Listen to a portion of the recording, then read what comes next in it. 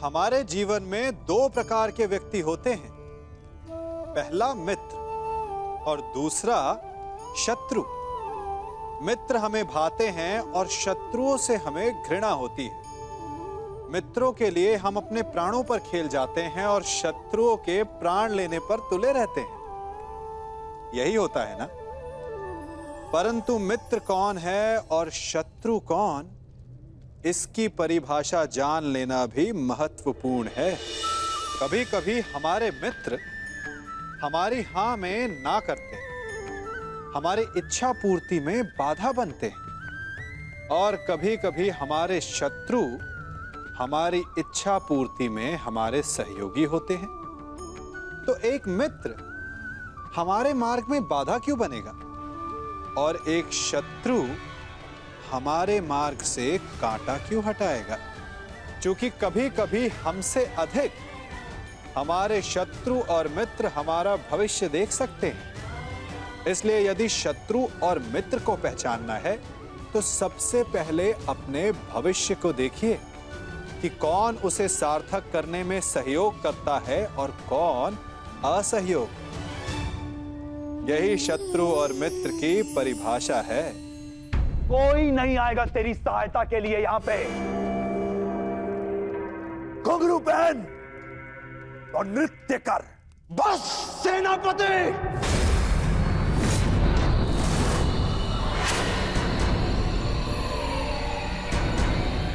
कौन था ये? किसने अपनी मृत्यु को ललकारा है?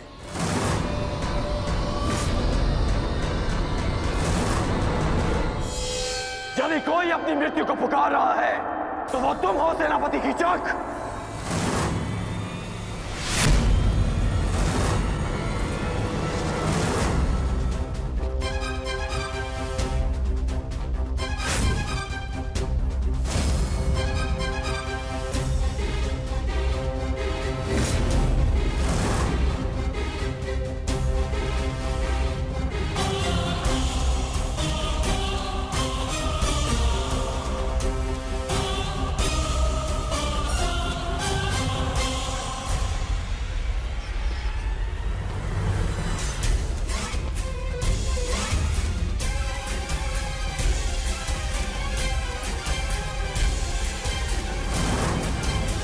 नारी, नारायणी और नाश तीनों की एक राशि होती है।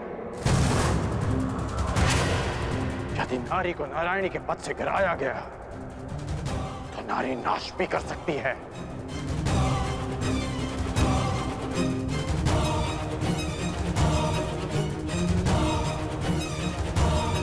और आप युवराज, अभी तक एक नारी के अपमान का कलंक हस्तिनापुर और हमारे मस्तक से उतरा नहीं कि आप एक और अपमान के भागीदार बनने जा रहे हैं। आपको पांचाली से प्रतिशोध लेना था ना, वो आप ले चुके हैं।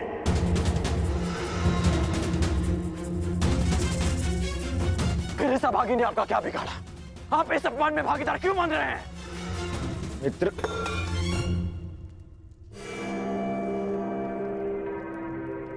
शांत हो जाओ, शांत। मैं यहां केवल अतिथि हूं। ये मेरा राज्य नहीं है, विराट राज्य है।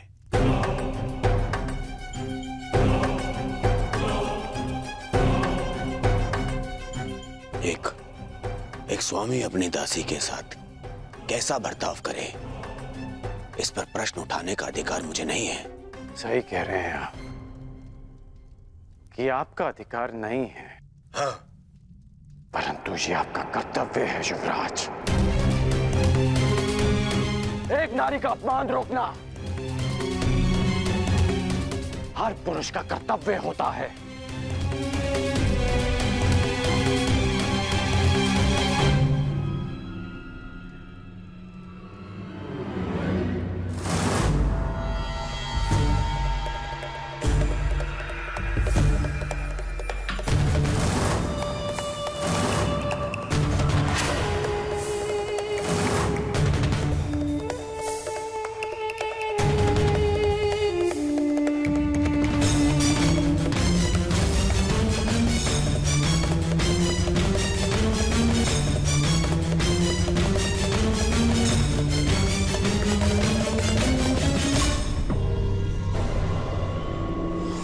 सायरंधरी गंधर्व पत्नी 5 गंधर्वों की सुरक्षा में है। मेरा संदेह ठीक था। केवल द्रौपदी ही नहीं, 5 पांडव विराट में उपस्थित हैं। मित्र दुर्योधन को इन 5 की ही खोज है।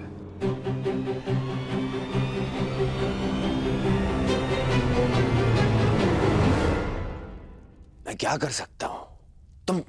तुम शांत हो जाओ। हाँ? मित्र होने के नाते इन्हें दुर्योधन को सौंप देना मेरा कर्तव्य है, परंतु विराट ने पांडवों को आश्रय दिया है और यहाँ का सेनापति होने के नाते इसका कर वसूलना मेरा अधिकार है।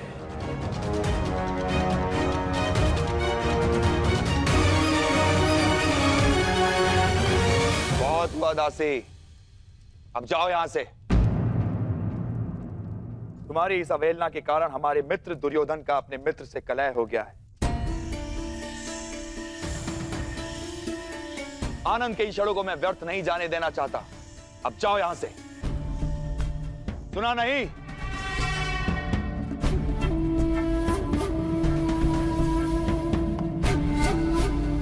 क्षमा चाहता हूं मित्र,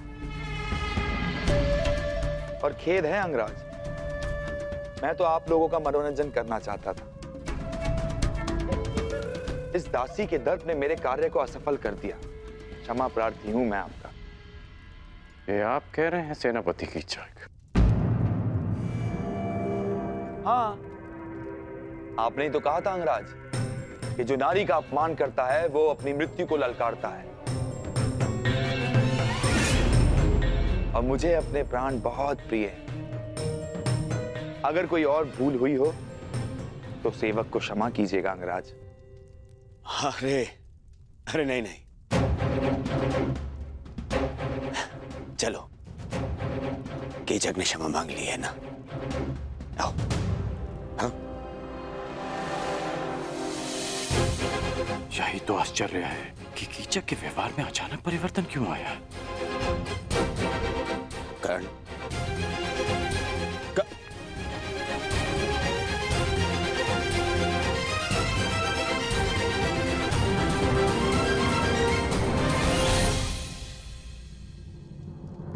तुम्हारे अपमान का प्रतिकार मैं उसी क्षण कर देता पांचाली, परंतु तुमने मुझे क्यों रोका? क्योंकि 12 वर्ष की प्रतीक्षा, हमारी प्रतिज्ञा पूरी करने की तपस्या को भंग नहीं करना चाहती थी मैं। और आज भी कीचक ने जो कुछ किया उस दुर्योधन की उपस्थिति के कारणवश किया। अब मुझे केवल उस क्षण की प्रतीक्षा है जब युद्ध का शंखनाद होगा और मैं अपनी आंखों के सामने एक एक कौरव का नाश देखूंगी।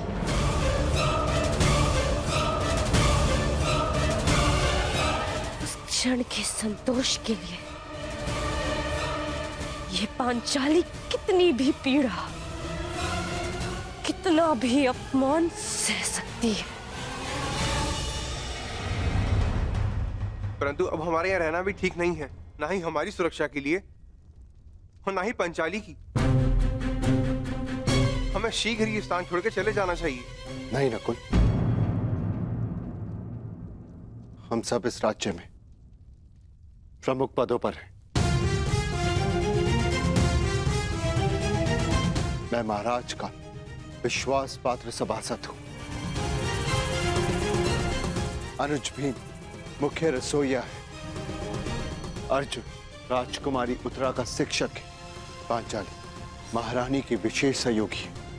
और तुम अश्वशाला संभालते हो और सहदेव गौशाला।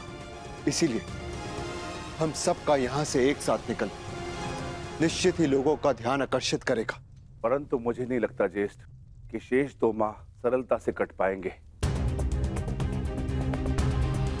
मेरी मानिए तो मध्यरात्रि में हम विराट राज्य को छोड़ देंगे।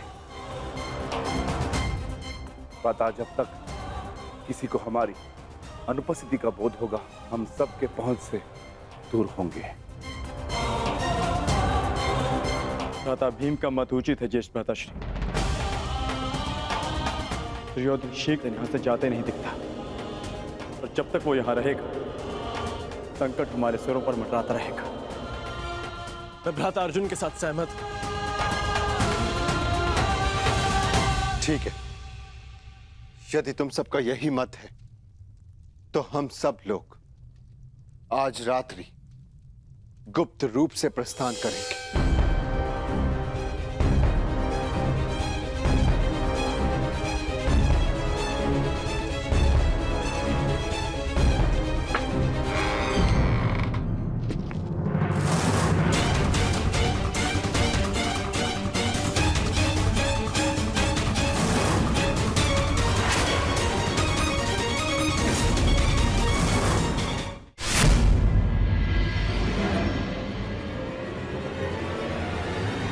सेनापति कीचक,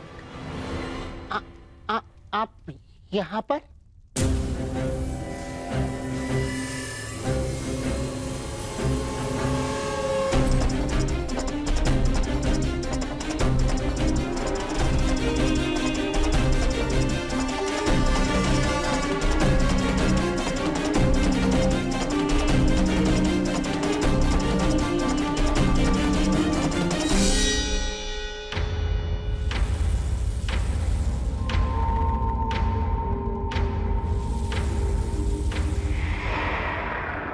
तो साइरंध्री के 5 गंधर्व पति उसकी रक्षा के लिए आ ही गए।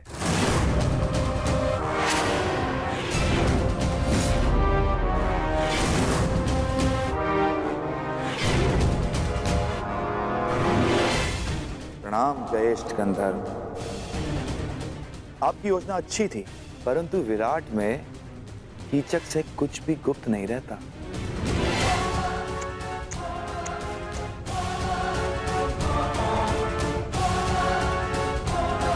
बेचारा दुर्योधन सारे आर्यव्रत में सेना लिए घूम रहा है, तुम लोगों की खोज कर रहा है। उसका आखेट ठीक उसकी नाक के नीचे बैठा। अद्भुत। प्रतिशोध की चाह मनुष्य को क्या से क्या बना देती है। दुर्योधन ने स्वप्न में भी नहीं सोचा होगा कि महान धर्मराज युधिष्ठिर कंक बनकर विराट का मनोरंजन कर रहे होंगे। अद्भुत। और भोजन भक्त महान भी दूसरों के लिए भोजन पका रहा है, झूठे पात्र धो रहा है।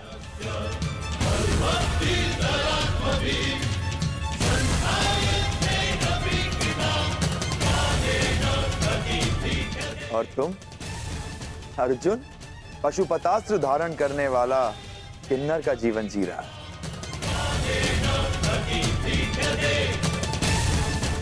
और बेचारे कोमल सुंदर नकुल सहदेव जो सदा सुगंध में नहाए रहते थे, आज अश्वों की लीद और गौवंश का गोबर साफ कर रहे हैं।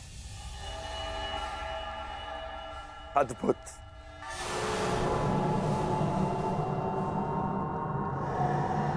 और तुम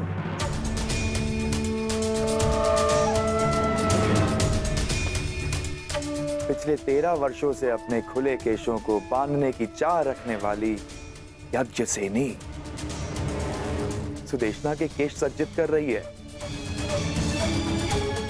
अति मनोरंजक।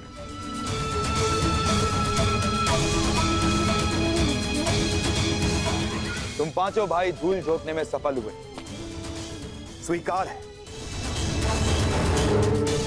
परंतु द्रौपदी अपना रूप नहीं छिपा सकी।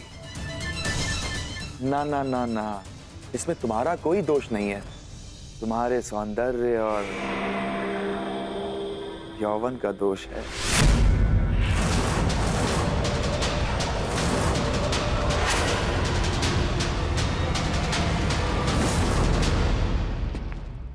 तुम्हें हो क्या जाता है कर? क्यों क्यों भरी सभा में तुमने कीचक के साथ विवाद किया? और जो कीचक ने किया उसका क्या? आपने उस अपमान का विरोध तो नहीं किया युवराज? अरे तुम्हें समझ में क्यों नहीं आता है? जिससे सहयोग की अपेक्षा हो उसका विरोध नहीं किया जाता। जिस वृक्ष से फल खाने हो उसे काटा नहीं जाता। इस समय हमें कीचक के सहयोग की सबसे अधिक आवश्यकता है, इसीलिए मैंने उसका विरोध नहीं किया। करता तो उसका सहयोग खो देता। तुम्हें पहचानने के पश्चात मन करता है कि भूल जाऊं दुर्योधन को, उसकी मित्रता को और उस वचन को कि मैं तुम सबको ढूंढने में उसकी सहायता करूंगा। बस मुझे एक पुकार लगाने की देरी है। मेरे एक शब्द पे पुनः तुम लोगों को 12 वर्षों के वनवास का मार्ग दिखा सकता है।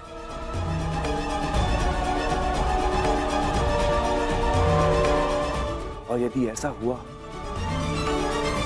तो कैसा लगेगा यज्ञसेनी?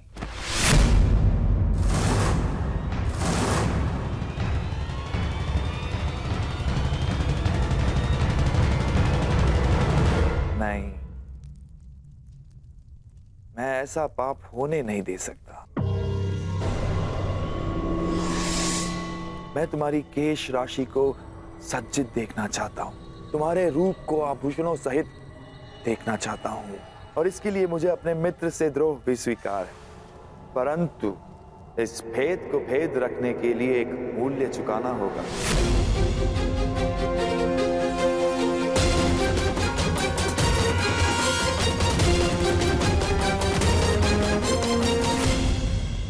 तुम पांचों मेरे लिए कोई महत्व नहीं रखते, वन में रहो या महल में,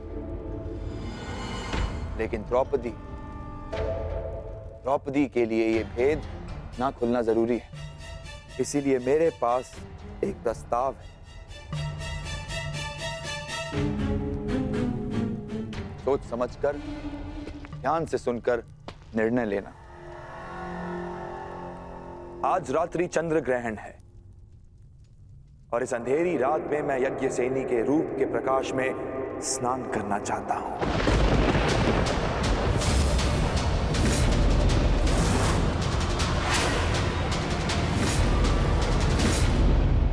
यदि उस स्त्री का मान भंग हो जाता तो हस्तिनापुर फिर से अपना सम्मान खो बैठता। युवराज, क्या पांडवों को ढूंढने के लिए आप फिर से हस्तिनापुर का सम्मान दांव पर लगा देंगे? पांडव मिले या ना मिले, परंतु अब जब भी वो सामने आएंगे तो हम उनसे युद्ध करेंगे, युद्ध में उन्हें पराजित करेंगे। और मेरा मानना है कि हमें हस्तिनापुर वापस चले जाना चाहिए। कितनी बार मैंने तुमसे कहा है कि तुम केवल और केवल बाण चलाया करो, बाण, अपना मस्तिष्क नहीं। समझ गए? तुम केवल युद्ध करना जानते हो, राजनीति करना तुम्हारे बस की बात नहीं है। समझाओ अपने मित्र को। पांडवों को पकड़ने का अंतिम अवसर है हमारे पास दुर्योधन, अंतिम लक्ष्य हमारे सामने है दुर्योधन। और तुम्हारा ये प्रिय मित्र कह रहा है कि हस्तिनापुर जाकर हम संतोष की निद्रा में सो जाए। मैं ये नहीं कह रहा हूं कि हम संतोष की निद्रा में सो जाएं। तो मैं ये कह रहा हूं कि हमें हस्तिनापुर शीघ्र ही लौट जाना चाहिए, क्योंकि यहां रहकर हम अपना समय व्यर्थ कर रहे हैं। क्या कहा तुमने? युवराज, सेनापति कीचक ने हमें सहायता का वचन दिया है। यदि पांडव यहां होंगे तो वो अवश्य उन्हें पकड़ लेंगे। हमें हस्तिनापुर वापस चले जाना चाहिए, क्योंकि पांडव यहां नहीं मिले तो हमें संभावित युद्ध के लिए तैयार रहना चाहिए। और आप दोनों भूल रहे हैं कि पांडवों का अज्ञातवास पूर्ण होने में केवल 2 माह शेष हैं। 2 माह शेष है? 2 माह शेष है? क्या हो जाएगा 2 माह शेष है तो? फिर से युद्ध है? युद्ध कर्ण, केवल युद्ध। तुमने कभी शांति नामक शब्द सीखा भी है या नहीं कर्ण? हाँ, कहीं ऐसा तो नहीं कि तुम जिसे संभावित कह रहे हो उस युद्ध को तुम निश्चित करना चाहते हो ना? ऐसा क्यों लगता है कि युद्ध ही होगा? कहीं ऐसा तो नहीं कि तुम चाहते हो कि पांडवों का अज्ञातवास पूर्ण हो जाए?